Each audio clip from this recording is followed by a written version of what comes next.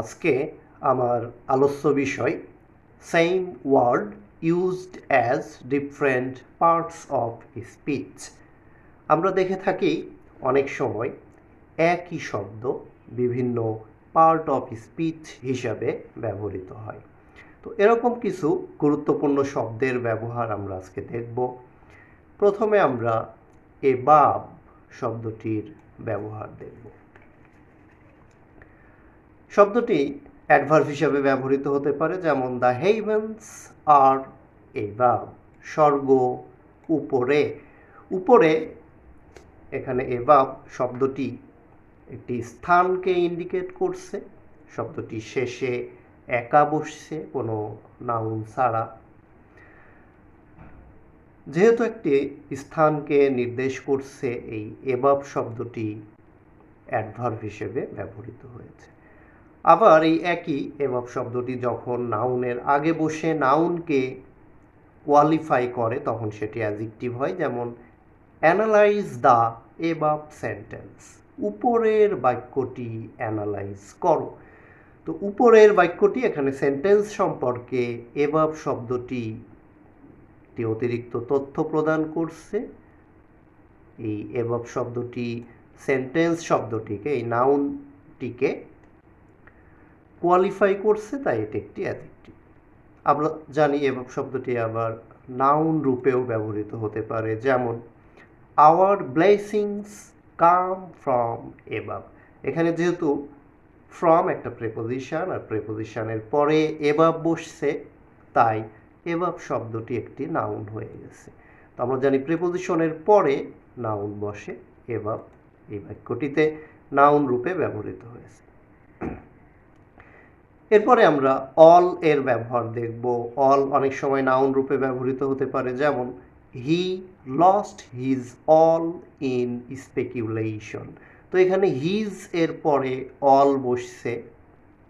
আমরা জানি হিজ হচ্ছে একটি পজিটিভ অ্যাডজেক্টিভ, আর পজিটিভ অ্যাডজেক্টিভের পর নাউন বসে, তাই এই বাক্যটিতে অল হচ্ছে একটি নাউন। এর পরের সেন্টেন্সটি আমরা দেখি, all spoke in his favour, সবাই তার অনুকূলে কথা বলেছিল। এখানে অল শব্দটি একটি প্রোনাউন, অনেক ব্যক্তির পরিবর্তে এখানে অল ব্যবহার করা হয়েছে এবং এটি কোনো নাউনের আগে বসে নাই। অল যদি কোনো নাউনের আগে বসে নাউনকে কোয়ালিফাই করতো তাহলে সেটিকে আমরা অ্যাডজেক্টিভ বলতাম। এখানে অল একাকী বসছে এবং সাবজেক্ট রূপে বসছে, এটি একটি প্রোনাউন। পরের বাক্যে আমরা দেখতে পাচ্ছি অল মেন আর মর্টাল, সকল মানুষ মরণশীল। এখানে মেন একটি নাউন, তার আগে অল বসছে। এই নাউনের আগে অল শব্দটি বসে নাউনকে কোয়ালিফাই করে অল হয়ে গেছে একটি অ্যাডজেক্টিভ। এর পরবর্তীতে আমরা অ্যাজ এর ব্যবহার শিখব।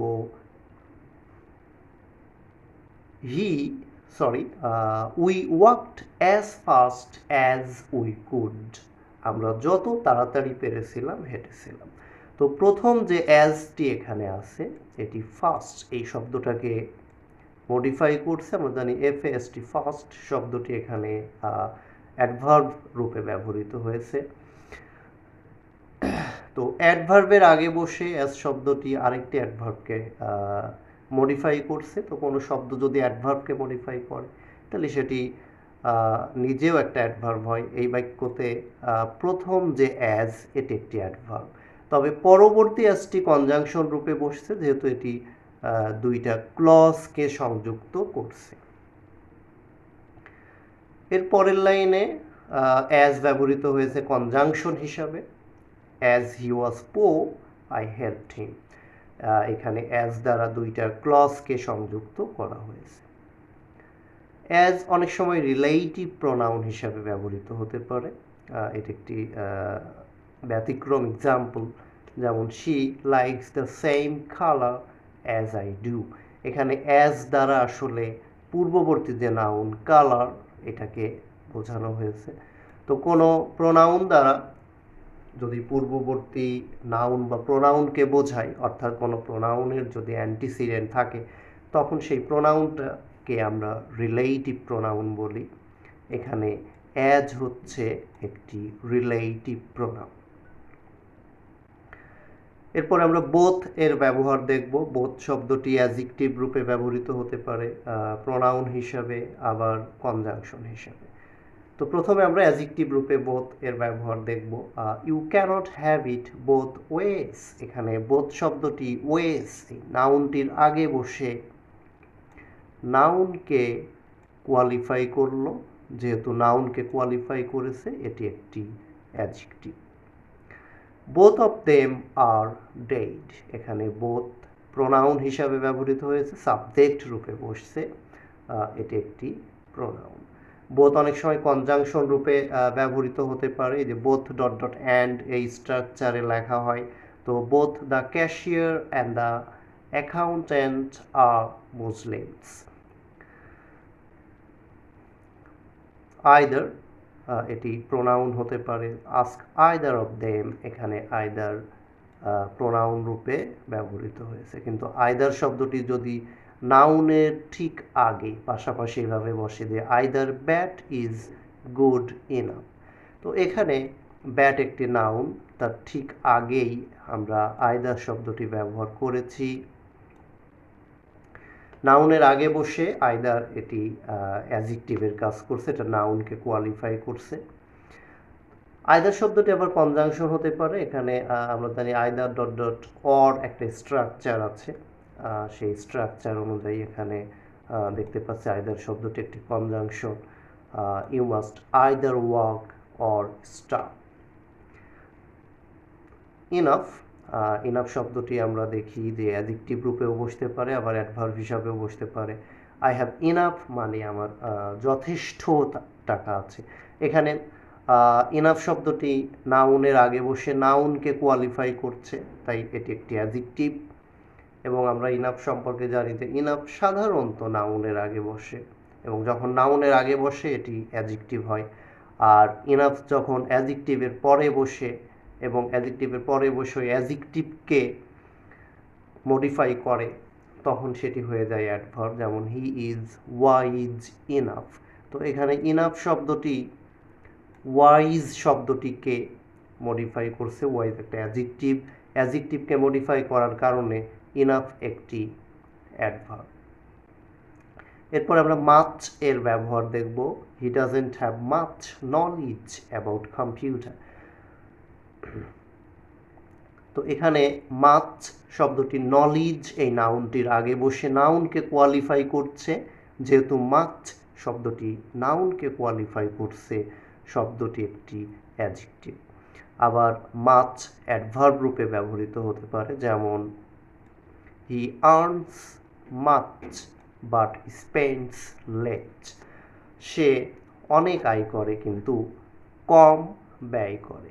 তো এখানে মাচ শব্দটি ভার্বকে, আর্নস ভার্বকে মডিফাই করছে। আমরা জানি কোনো শব্দ ভার্বকে মডিফাই করলে সেটি একটি অ্যাডভার্ব হয়। এরপরে আমরা দেখব নাইদার এর ব্যবহার। নাইদার, নাইদার শব্দটি প্রোনাউন হতে পারে, অ্যাডজেক্টিভ হতে পারে, আবার কনজাংশন রূপেও ব্যবহৃত হতে পারে। যেমন it is difficult to negotiate where neither will trust. তো এখানে হোয়ারের পরে আরেকটি ক্লজ শুরু হয়েছে এবং নাইদার উইল ট্রাস্ট। নাইদার শব্দটি সাবজেক্ট, উইল ট্রাস্ট হচ্ছে ভার্ব। তো সাবজেক্ট রূপে যেহেতু বসছে, এটি একটি প্রোনাউন। তবে নাইদার যদি কোনো নাউনের আগে বসে নাউনকে কোয়ালিফাই করে, তখন সেটি অ্যাডজেক্টিভ হয়ে যায়। যেমন নাইদার অ্যাকিউজেশন ইজ ট্রু। তো অ্যাকিউজেশন শব্দটি একটি নাউন, নাউনের আগে বসে নাইদার শব্দটি অ্যাডজেক্টিভের কাজ করছে। তো নাইদার আবার কনজাংশন হতে পারে, যেমন গিভ মি নাইদার পভার্টি নর রিসেস। নাইদার ডট ডট নর, এটি দ্বারা আমরা অনেক সময় দুইটা শব্দকে বা দুইটা ক্লজকে সংযুক্ত করতে পারি, এক্ষেত্রে এটি কনজাংশনের কাজ করে। সিন্সের ব্যবহার। সিন্স শব্দটি অ্যাডভার্ব, আবার অনেক সময় প্রেপোজিশন, আবার অনেক সময় কনজাংশন হিসাবে ব্যবহৃত হয়। যেমন I have not seen him since, আমি তখন থেকে তাকে দেখি নাই। তো সিন্স এখানে একটি অ্যাডভার্ব রূপে ব্যবহৃত হয়েছে, তখন থেকে একটি টাইমকে ইন্ডিকেট করছে। সিন্স আবার প্রিপোজিশন হতে পারে, I have not seen him since Monday, আমি তাকে সোমবার থেকে দেখি নাই। তো সিন্স এখানে একটি শব্দ, মানডে একটি ওয়ার্ডের আগে বসছে, এটি একটি প্রিপোজিশন। সিন্স শব্দটি অনেক সময় দুইটা ক্লজকে সংযুক্ত করতে পারে, যেমন it is many days since I saw you last. Since দুইটা ক্লজকে সংযুক্ত করছে, তাই এটি একটি কনজাংশন। এরপরে আমরা সো এর ব্যবহার দেখব। I am so sorry. So এই বাক্যটিতে একটি অ্যাডভার্ব, যেহেতু শব্দটি একটি অ্যাডজেক্টিভকে মডিফাই করছে, সরি একটা অ্যাডজেক্টিভ, কোনো শব্দ অ্যাডজেক্টিভকে মডিফাই করলে শব্দটি একটি অ্যাডভার্ব হয়। আবার সো কনজাংশন হতে পারে, he was poor so they helped him. So দুইটি ক্লজকে সংযুক্ত করলো, এই সো এখানে কনজাংশন। সামের ব্যবহার দেখব আমরা। সাম যদি কোনো নাউন ছাড়া একা একা বসে সাবজেক্ট হিসাবে বা অবজেক্ট হিসাবে, তখন সাম শব্দটি হয় একটি প্রোনাউন, যেমন সাম অ্যাচিভ গ্রেটনেস। তো সাম এই বাক্যে অ্যাচিভ ভার্বের সাবজেক্ট হিসাবে ব্যবহৃত হয়েছে, সাম একটি প্রোনাউন। তবে দ্বিতীয় বাক্যটিতে আমরা দেখতে পাচ্ছি সাম বয়েজ আর ওয়াকিং নাও। সাম শব্দটি বয়েজ এই নাউনটাকে কোয়ালিফাই করছে, এই নাউনের আগে বসে, তাই এখানে সাম অ্যাডজেক্টিভ। এরপরে আমরা দেখব আপ এর ব্যবহার। আপ শব্দটি প্রথমে আমরা দেখতে পাচ্ছি যে নাউন হিসাবে ব্যবহৃত হয়েছে। Every man has ups and downs in life. প্রত্যেক মানুষেরই জীবনে উত্থান পতন আছে। হ্যাজ এখানে একটি ট্রানজিটিভ ভার্ব, আর ট্রানজিটিভ ভার্বের শেষে অবজেক্ট বসে। এখানে আপস অ্যান্ড ডাউনস এটি অবজেক্ট হিসাবে ব্যবহৃত হয়েছে, আর অবজেক্ট মানে এটি একটি নাউন। আমরা জানি কোনো বাক্যের অবজেক্ট হিসাবে ব্যবহৃত হতে পারে কেবল নাউন এবং প্রোনাউন। তো এখানে আপস শব্দটি নাউন হিসাবে ব্যবহৃত হয়েছে। আপ শব্দটি আবার অ্যাডজেক্টিভ রূপেও ব্যবহৃত হতে পারে, যেমন the next up train will live at 8 PM। পরবর্তী রাজধানীর দিকে যাচ্ছে এরকম ট্রেনটি 8টার সময় ছাড়বে। আপ ট্রেন মানে রাজধানীর দিকে যাচ্ছে এমন ট্রেন। তো এখানে আপ শব্দটি ট্রেন শব্দ সম্পর্কে তথ্য প্রদান করছে। ট্রেন এই নাউনটাকে কোয়ালিফাই করছে, তাই আপ হচ্ছে একটি অ্যাডজেক্টিভ। আপ এই শব্দটি আবার একটি অ্যাডভার্বও হতে পারে। আপ মানে উপরে, শব্দটি যদি একেবারে শেষে বসে একটা স্থানকে বোঝায়, তখন আমরা এটাকে অ্যাডভার্ব বলি, যেমন prices of essential commodities are going up. দৈনন্দিন জীবনের প্রয়োজনীয় যে সামগ্রী সেগুলোর মূল্য বেড়ে যাচ্ছে। এই যে আপ, এই আপ শব্দটি এখানে অ্যাডভার্ব হিসাবে ব্যবহৃত হয়েছে। আপ আবার প্রেপোজিশন হতে পারে, যেমন he went up the hill. এই বাক্যে আপ হচ্ছে একটি প্রেপোজিশন। সবশেষ আমরা হোয়াইল শব্দটির ব্যবহার দেখব। এটি নাউন রূপে, অনেক সময় ভার্ব রূপে, আবার অনেক সময় কনজাংশন রূপে ব্যবহৃত হয়, যেমন sit down and rest a while. এখানে এ একটি আর্টিকেল, আর্টিকেলের পর একটি মাত্র শব্দ থাকলে সেই শব্দটি নাউন হয়। এখানে হোয়াইল শব্দটি নাউন রূপে ব্যবহৃত হয়েছে। হোয়াইল আবার অনেক সময় ভার্ব হিসাবে ব্যবহৃত হয়। হোয়াইল অ্যাওয়ে মানে আসলে নষ্ট করা, ওয়েস্ট করা। তো they while away their time in idleness. তারা অলসতায় তাদের সময় নষ্ট করে। হোয়াইল অ্যাওয়ে, এখানে হোয়াইল শব্দটি ভার্ব রূপে ব্যবহৃত হয়েছে। আবার হোয়াইল শব্দটি কনজাংশন হিসাবে ব্যবহৃত হতে পারে। এক্ষেত্রে হোয়াইল দুইটা ক্লজকে সংযুক্ত করে। আমরা দেখতে পাচ্ছি শেষ এক্সাম্পলে লেখা আছে while he was playing cricket I saw him. তো while he was playing cricket এটা একটা ক্লজ, আই স হিম এটি একটি ক্লজ। তো এখানে দুইটি ক্লজ আছে এবং হোয়াইল ব্যবহার করা হয়েছে। এই হোয়াইল শব্দটি একটি কনজাংশন।